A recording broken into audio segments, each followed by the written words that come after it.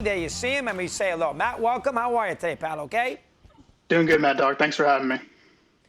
You got it. Let's specifically, before we do the general overview, let's specifically talk Wheeler. They deny.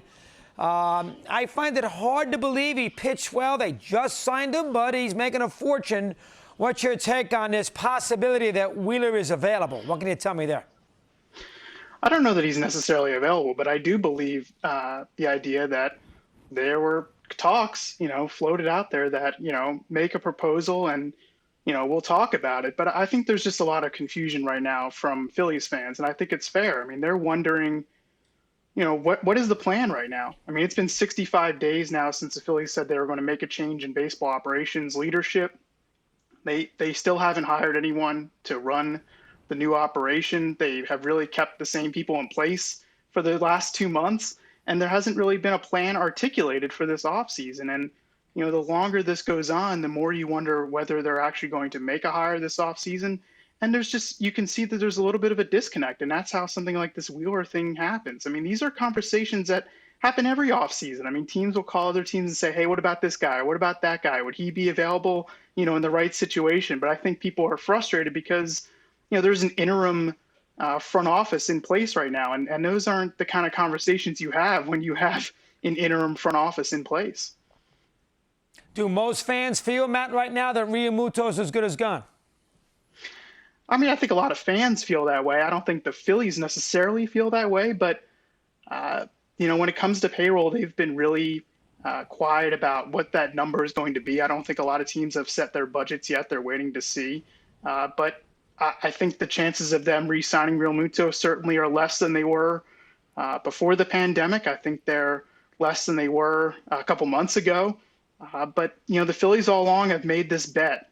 They made a bet that JT Realmuto would need them more than they needed him. And I don't know if that's the safest bet to make. We'll see what the market for JT Realmuto is. I mean, it's kind of slow played, just like every major free agent so far this offseason. So it remains to be seen what his true market is. But, the longer this goes on and the longer it takes the Phillies to set a front office, I mean, you feel like they might be missing out on some opportunities, and perhaps Realmuto is one of them. All right. Listen, there's a lot of players available that they can sort of bargain basement hunt for. A lot of teams do that. Tampa does it. I mean, you hate to think the Phillies will go that way, too. Seems like that might be a direction that this front office might lean towards in the next 2-3 weeks. What's your take on that? Yeah, I mean, they have a lot of holes right now. I mean, when you look at the roster, they need to build an entire bullpen. They have a hole at catcher. They have a hole at shortstop, hypothetically. There's questions about center field. There's questions about the back of the rotation. If they are indeed going to be cutting payroll, which I do think they will be from last season where they were, right up against the luxury tax limit, they have a lot of holes to fill, and the easiest way for them to fill them would be to spend more money, and I'm not so sure that that's the route that they're going to take. So they will likely be bargain hunting. I mean, especially when it comes to the bullpen again. I think there's quite a few relievers on the market. There were even more on the market after last week's non-tender situation. There's a lot of right-handed relievers out there, and I'm guessing that they take a similar approach that they took last offseason, was just try to throw numbers at it, try to sign a bunch of guys to smaller deals and hope that a couple of them hit. Of course, last season it was historically bad. It didn't work, but they have a lot of holes. So, I mean, you can't look at this roster and say, oh, if we just throw money at this one position, we're set. I mean, they're not. I mean, they have a lot of holes to fill, and I'm guessing that some of those holes are going to have to be filled on the cheap. Is it a case of nobody wants the job, or is it cases they have taken their sweet time of offering the job to somebody? How come no GM yet? Well, I think it's both things. That they delayed. They didn't really start their search until about,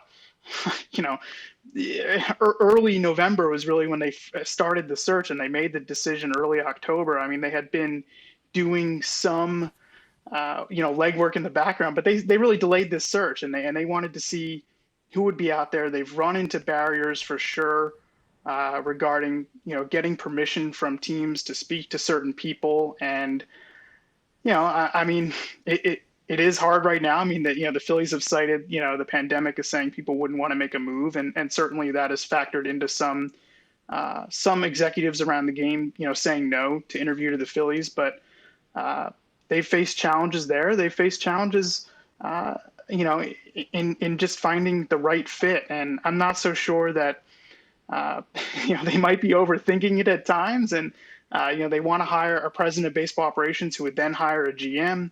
That's a structure that a lot of teams have in place. So they're not necessarily looking for a GM, and that means they're looking for a certain kind of candidate. And it's been hard for them to find that caliber of candidate. So they want two people. They want a Sandy Alderson type, and then the Sandy hires the GM. So they're two guys. They're not going to hire one person. They're two people shy. Is that correct?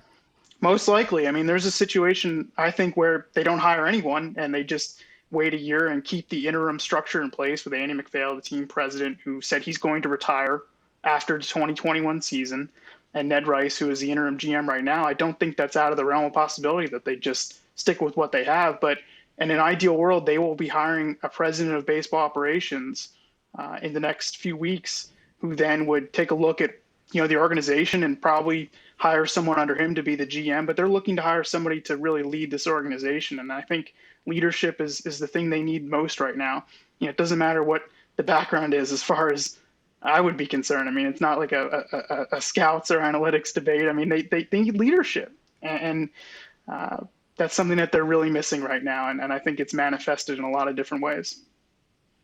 All right, last quickie, and that's Harper. I tell you, it's funny. He leaves the Nationals. They won a championship, and now he's in a mess in Philadelphia. Sometimes you can take the money, but the grass isn't always greener. We're going to hear from him eventually, whether it's spring training. He's not going to like this if they go into a rebuild mode and, they trade Wheeler and all of a sudden the team's a mess.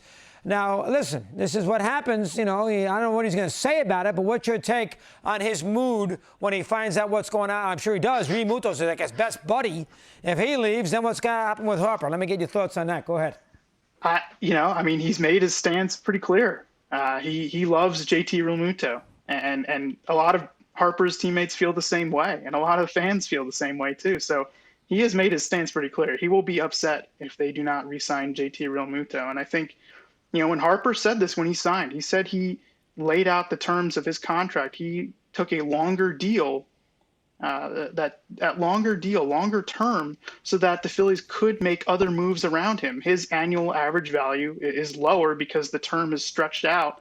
And that was so that the Phillies could do some things to build this roster around him. And now if they're going to tell him that, well, we just, we're out of money. And of course, nobody could have foreseen the situation that is happening in this world right now and to the industry. But I think he'll be really disappointed if they don't sign JT Realmuto. And I think he will have a whole pack of people behind him here in Philadelphia. Yeah, interesting. Well done, Matt. Thanks to a few. Appreciate you coming on. Happy holidays. Thanks for coming on here today.